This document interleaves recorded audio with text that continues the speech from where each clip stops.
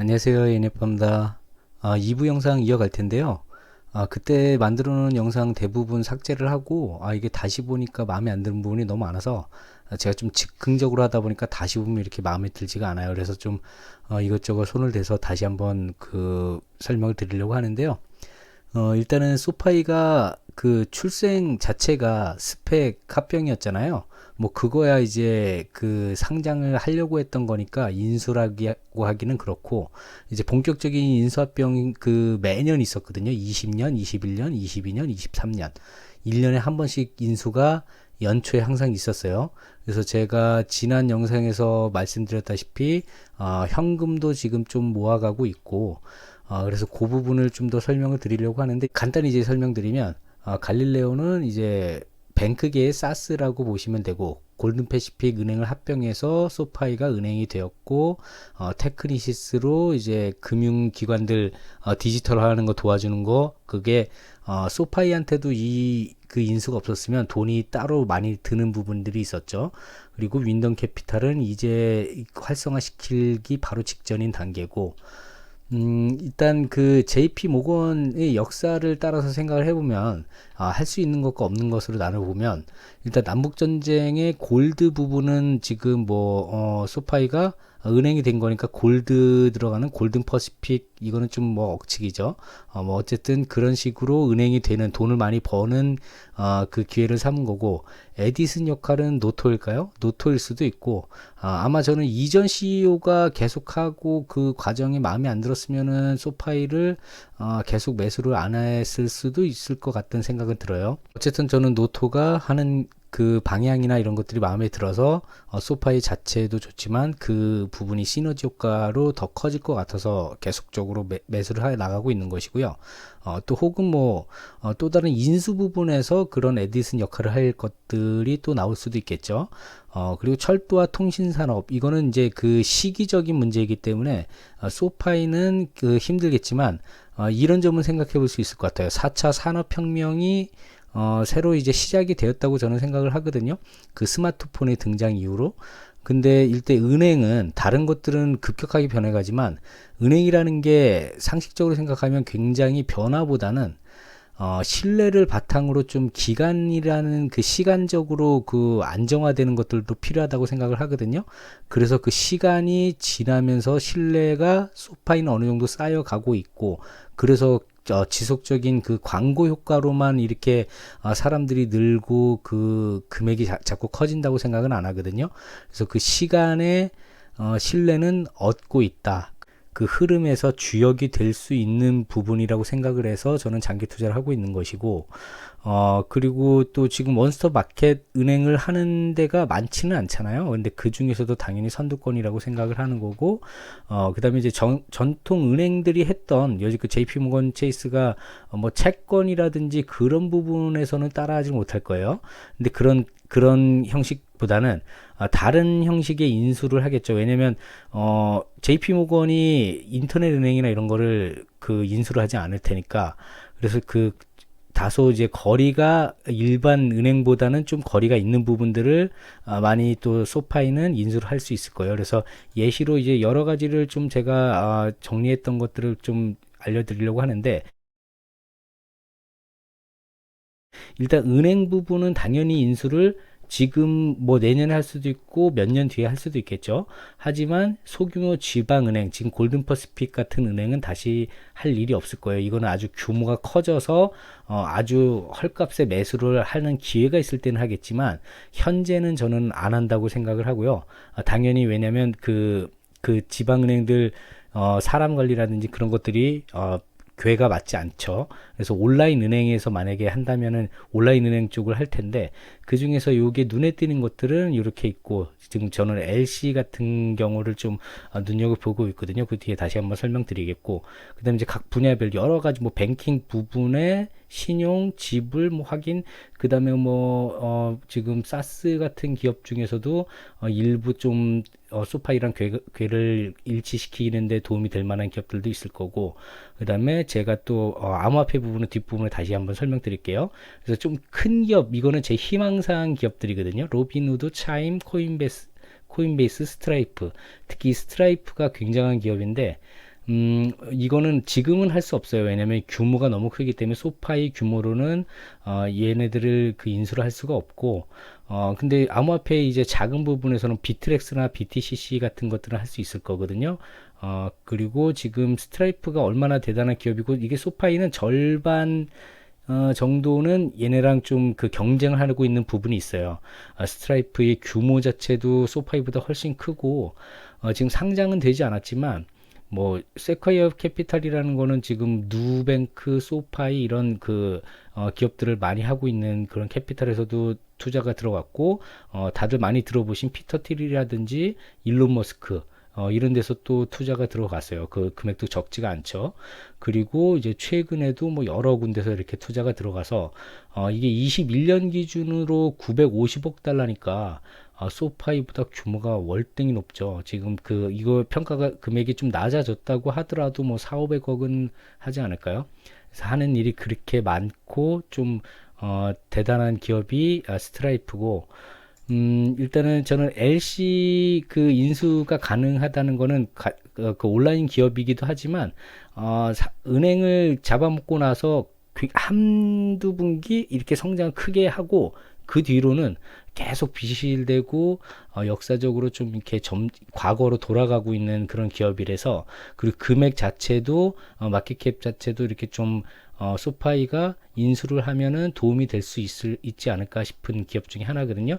근데 LC는 그 지금 제가 설명을 간단히 드리면 업스타트와 소파이의 중간이 주타겟이라고 보면 돼서 좀 애매한 게 있어요. 아주 고등급도 아니고 낮은 등급을 하는 것도 아니고, 그래서 돈이 애매하게 벌리고 그 자금도 이렇게 좀 계속적으로 자산은 이제 좀 커지고 있는데, 이익이나 이제 매출 같은 게 멈춰져 있는 거거든요. 지금 매출을 보면은 그 은행 되고 나서 그 다음에 쭉쭉쭉쭉 계속 이제 지금 오르락 내리락 하다가 계속 떨어지고 있죠, 최근에. 그래서 지금 저는 요 금액 자체로 나쁘지 않은 게 LC, 그 다음에 파가야 같은 경우는 그 굉장히 많이 떨어져 있는 상황이지만, 그래도 파가야는 조금 그 협업업체잖아요. 근데 지금 금액도 계속적으로 잘 벌고 있어요. 아주 크게 느는 건 아니지만, 파가야 같은 경우는 인수를 했으면 좋겠지만 파가야가 팔 이유가 없을 거거든요. 지금 자본력이나 이런 것들도 그렇게 부족하지가 않고, 근데 인수를 소파이가 했으면 하는 그런 정도의 규모이기도 하고, 당분간 아마, 근데 파가야 나중에 제가 분석을 요청을 그때 있었는데 제가 정말 시간이 없어서 간단히밖에 지금 설명을 못 드리면, 요거 지금 저점에서 뭐 2배 정도 올라온 거거든요. 1달러 정도에서 지금 2달러 왔다 갔다 하고 있는데, 요거 여기에서 4, 5달러까지도 지금 한 1년 안에 충분히 갈 수 있는 주식이라고 생각을 해요. 과거 10달러까지는 좀 한 몇 년 동안은 힘들 거로 보여지는데, 어쨌든 다음 분기나 다다음 분기 정도의 흑자가 예상이 되어서 그 뒤에 이제 한두 분기 동안 조금 흐름을 잘 탄다면 충분히 여기서 한 2배 이상은 충분히 갈 수 있을 것 같기도 해요.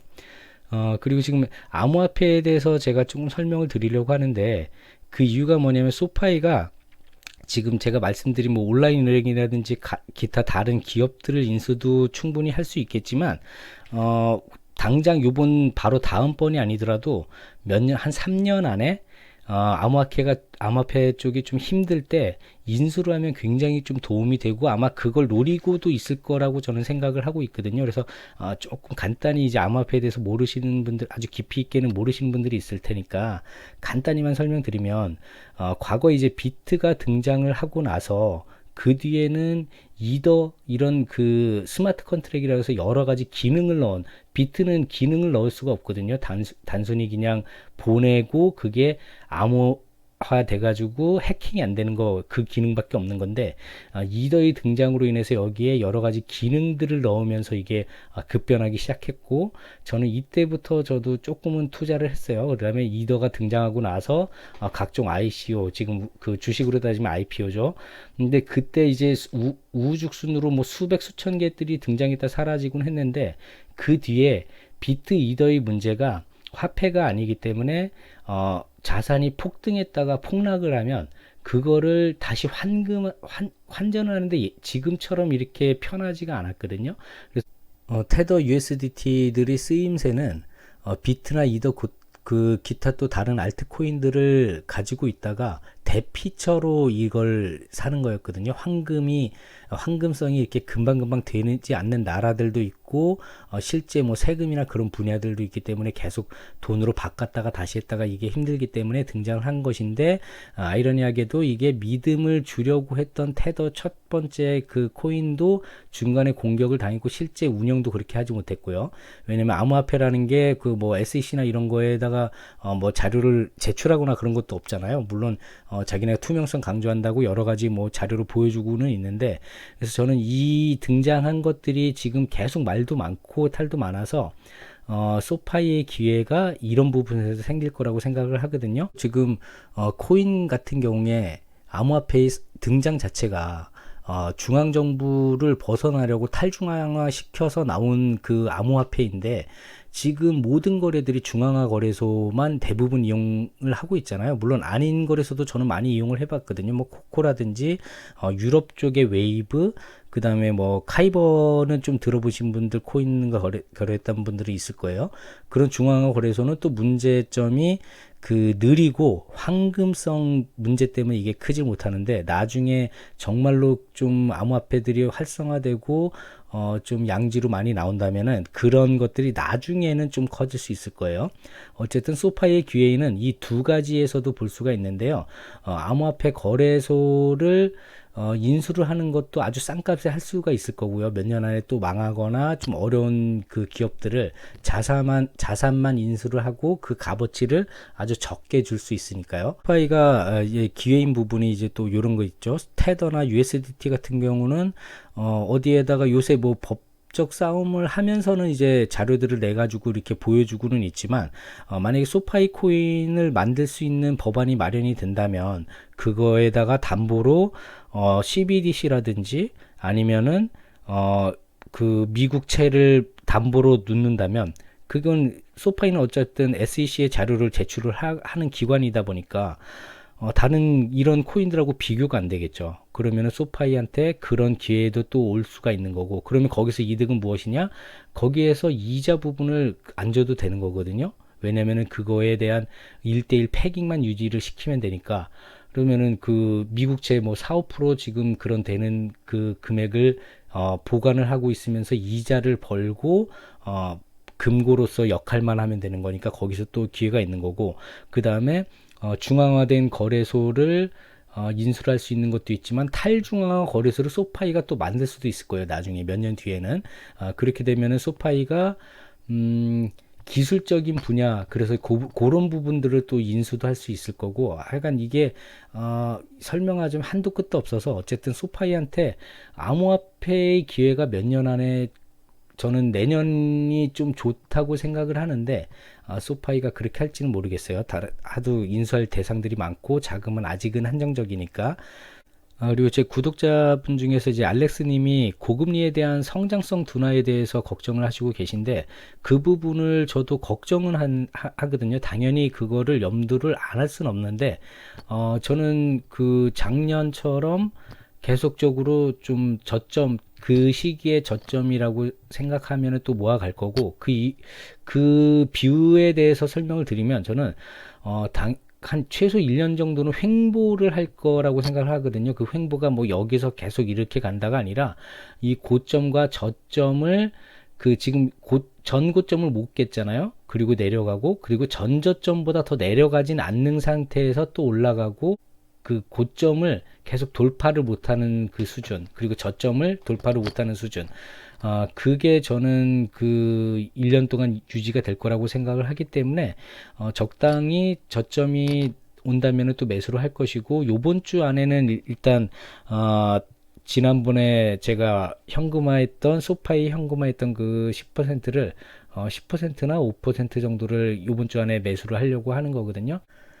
11월 달 어닝 발표 전까지 굉장히 좀 안 좋은 부분이 있을 수도 있겠지만 굉장히 혼란스러울 거예요. 만약에 예를 들자면 요번 주 파월에 의해서 또 등락폭이 있을 것이고, 10월 1일 날 또 지금 미국 정부 또 셧다운 어쩌고 저쩌고 하면서 그게 연장이 될지 그날 협의가 될지 모르겠지만 전날까지 또 왔다 갔다 할 거고, 중간에 뭐 여러 가지 이슈는 계속 있을 것이니까 그래도 저는 그 1년 안에 소파이가 또 인수를 한 가지를 어떤 기업이든 제가 예상하는 기업일지 아닐지는 모르겠지만 어디든 인수는 할 것이라고 보고 있고 그래서 좀 성장에 약간 둔화가 되는 그런 미국 뭐 소파이가 둔화가 된다면 다른 데는 뭐 역성장을 하는데도 당연히 많이 나올 것이고 어쨌든 소파이도 약간의 둔화가 있을 때 다른 인수하는 기업의 시너지 효과를 얻어서 성장을 또 견인할 것으로 예상을 하고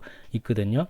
그리고 또 이미 올해 인수한 윈넌캐피탈의 그 효과도 그때쯤이면 나타나지 않을까? 그렇다면은 그 내년이 정말로 지루한 장이 될지언정 그 와중에 소파이만큼 투자를 안정적으로 성장을 해 나갈 기업은 정말 거의 몇 개 없다고 생각을 하기 때문에 저는 소파이 투자를 저점 매수를 계속적으로 할 예정입니다.